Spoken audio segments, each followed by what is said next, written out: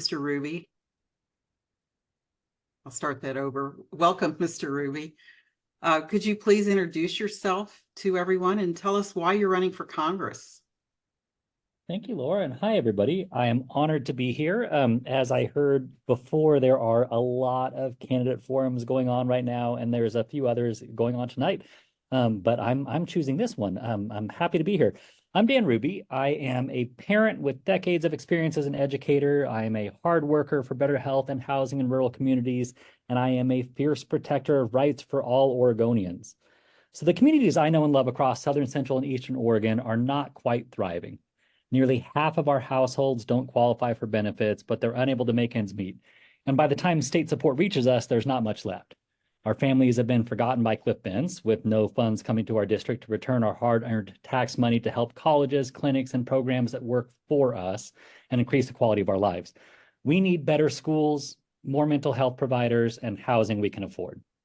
I am running for Congress to represent District 2 because I know firsthand about the issues we face and how to solve them. Across our towns, we have the know-how to develop and implement ideas that fit us, and we have good, caring folks working hard at all levels. So that's our school districts, our local government, our tribal leadership, our churches, our community colleges and health clinics, our county commissioners, our state senators and representatives, and our two great Democratic senators. But what we're missing is support for these efforts from the federal level through earmarked funds that can make good projects great and have a real impact so that we can flourish. So the vast and varied landscape of District 2, which is most of our state geographically, maybe not culturally, is why I moved here. We're not Idaho. We have our own resources and our own challenges, and those require unique stewardship and approaches. I want to work for all of the people in our district, not against half of them. My focus will be on the areas where we're far behind the nation, and that's mental health and substance use, housing, and education. What this looks like from a federal level is funding and legislation to provide more workforce training through our community colleges so that we have more providers for our community health centers. It looks like increased broadband access and creative approaches to transportation so we can meet people's needs where they are and let people get to work, school, medical appointments, and healthy food. And it means assistance in rebuilding our crumbling K-12 school infrastructure. This also means working to protect our citizens from national efforts to take away our rights, our freedoms, and funnel our resources out of state. We are not the same as we were 4 years ago. COVID and wildfires changed us. We need new ideas. We need someone to hear and give voice to the majority of us, not just a loud few. And I promise to work together with my colleagues to get things done, which I've done for my entire career. I have decades left of doing so before retirement, so I'm asking for your vote in May and again in November so I can represent us and do my part so that we can thrive together. Thank you. Speaking of rights being taken away, reproductive freedom, including access to abortion care, is a central issue in this year's election. How are voters in District 2 responding to this issue? I will be curious to see kind of what happens in the primaries, and I'll be curious to see as polls come out. We know across the country and across the state, the majority of folks want to preserve our rights in this area. I mean, these are rights that we've had for decades.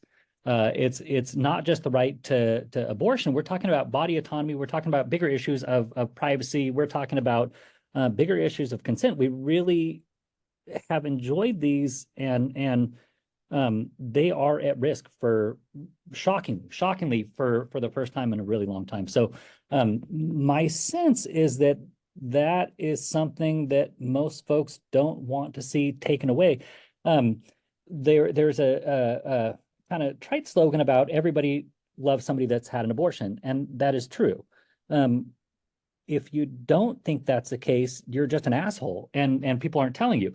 It really is a thing that affects all of us, regardless of party affiliation, and so I think it will be maybe not the only major issue for the election, but I think it will be a major one.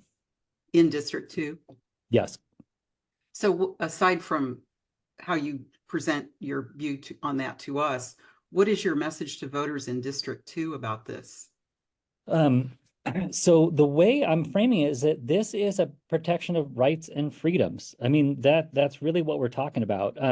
It is wild to me that we are looking at a Republican Party that is looking at taking away not only those rights, we're talking civil rights of folks that are LGBTQI. We're talking about taking away voting rights from folks. We're talking about erosion of rights, and that's just crazy.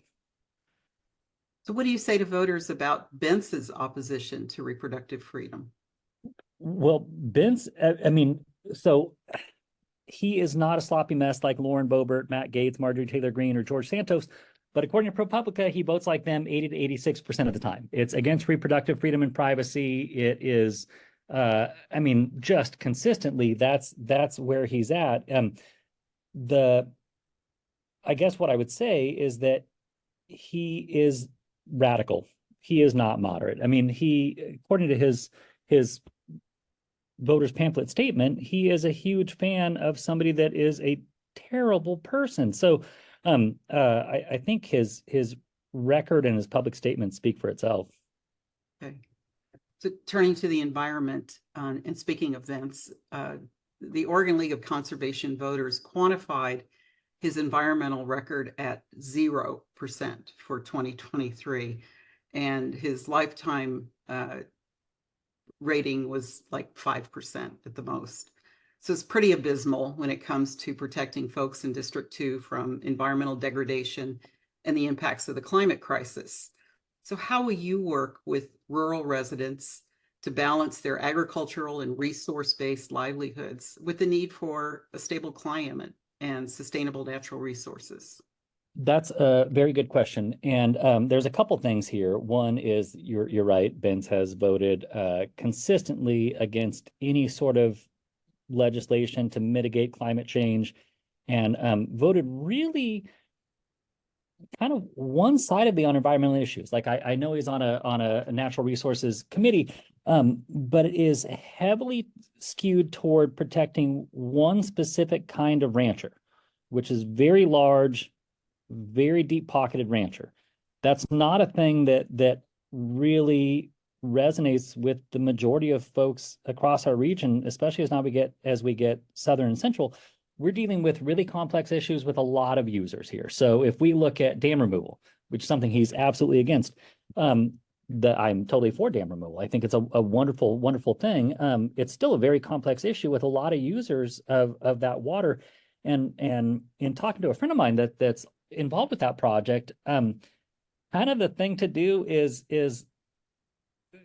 support where we can federally, but let folks figure this out. We have very diverse groups of people with very different perspectives, but a common interest in making sure we have sustainable resources for the long term. And so it looks like tribes working together, recreation folks working together, farmers working together, ranchers working together, environmentalists working together to find compromise solutions that make it so we all have access to the resources in the state. So I think that would be my answer, is that there are models across our district where folks are working together, and we want to learn from those and replicate those, but it involves really having as many voices as possible in that room and not just the loud, deep-pocketed ones. Are there particular environmental issues in your district? You mentioned the dam removal. Is there any other issues that you're particularly would focus on? Well, I think the broad thing of climate change, it is the largest threat facing us national security wise and global security wise. How we see that expressed in our region across our district is in wildfires that are a normal thing, but climate change and warming has basically thrown gasoline on those fires and made them extreme events. So as we have more extreme weather, what we're going to see is more catastrophic wildfire events that wipe out our communities and devastate our natural resource land. So what I think is that we can't just address it on a micro level. It really needs to be on the global level, where we're talking about limiting carbon emissions, where we're talking about really big multinational treaties on climate. Thank you. And that's something that can only be done from the federal level. I mean, we can want that all we want as state legislators and state government, but that isn't going to work until we're working on national level. We had a question in the chat about town halls. What's your pledge to be available to your constituents, including town halls? Um, Totally, absolutely, as much as possible. It's fun to chat with folks, and I really think that I don't know everything. One of the ways that we get strong ideas is having a lot of input from a lot of people. So that I want to hear from folks. I am not an expert on everything. I want to hear folks what is affecting their lives, their communities, and I'm totally open to those conversations. Will you promise to hold town halls? Absolutely. Okay. As regularly as possible. That's fun. So I had a couple of scenarios that I was asked to present to you and see what you think. So the first one would be a best case scenario. You're elected to Congress and Democrats win majorities in the House and Senate, and President Biden is reelected. What should the Democrats' priorities be for 2025? Well, nationally or my priorities regionally, Well, let's take nationally. I'd want to make sure that we put everything in place to protect reproductive rights. I mean, that's a huge thing. Doing what we can for climate legislation is huge. And really reinstating as much as we can of democratic structures that have been dismantled in part by Trump and then Republican leadership. So making sure that we kind of get back to a more centered courts. I mean, we've got a Supreme Court that is very off center, I will say. So really looking at rebuilding sustainable, equitable political structures for all that serve all of us. Would you support expanding the Supreme Court?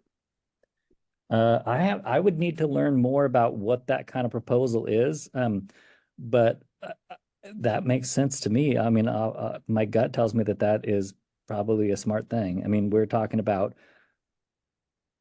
huge impacts from a very small group of folks that we've seen are maybe not necessarily the most reliably ethical in the past few years.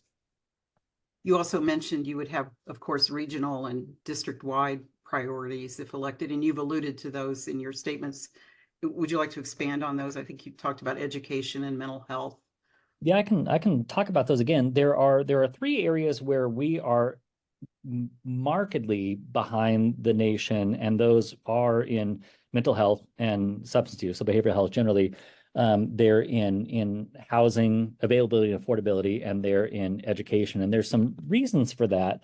Like we are dead last in the nation for youth mental health. That's depression, anxiety, suicide ideation, and substance use. That's a huge priority. It disproportionately affects folks in living on or below low incomes or in poverty. So, which is half our district. So disproportionately affects folks that are not thriving. And out of the groups of folks that are not thriving, disproportionately affected are people of color and folks that are queer or trans. The rates of mental health are or depression, anxiety, suicide ideation, and substance use are about double what they are for even the rest of the population. So that's a huge priority. We don't have enough providers, especially in rural areas, and we want to care for all of our folks. So that's a huge priority. The housing availability is huge. There's a couple things there. It looks different for rural Oregon than it does for metro places, but we have, because of wildfire and because of investors taking up housing stock, we have a lack of affordable housing. And what we see are in Ashland, even what we see are folks that are living on fixed incomes. So the biggest group that's being displaced from their homes are seniors. They're living on fixed income. Their housing costs are increasing, rents are increasing if they rent. Their medical costs are increasing, and they're being pushed out of their homes. That is super concerning, and that is across our rural areas. And so the housing is huge up there. And then the education thing, I sit on school board, and we're lucky in our community to have a community that passes bonds, but most districts school districts in the district do not do that. Communities, even if they had the desire to pay more taxes, they don't have the money to, so they can't pass bonds, which is the one way they have to fix our schools. So we have these aging schools that are 50 or 60 years old. They're literally crumbling, and it would take some federal support. Cliff Bentz has specifically voted against that kind of specific federal support in the past. Okay, thank you. Now I have another scenario that's not as bright. You're elected to Congress, but the Dems lose some or all of the three branches of government, control of the three branches. What can you or will you do to combat the growing authoritarianism we see from Republicans? Yeah, that's what I think the job would be there, because this is all basically application for a job. What the job would be there is really protecting Oregon. We're fortunate in Oregon to have a largely Democratic set of US reps, and we will heading into the next session. It would be our job to protect us with every legislative tool we have to protect Oregonians. Okay. There were a couple of questions in the chat I wanted to ask. Regardless of the results of the general election, how concerned are you about political violence on the right down the road? Totally. I guess there's a couple ways to answer that. I think what we're seeing is a really disturbing kind of last angry gasp of an outgoing ideology. So it's awful. And I don't think that is long term, and I don't think that's the future. I think that we'll see that at worst for another cycle, but that things will look brighter. So in the short term, concern, and in the long term, not. Okay. A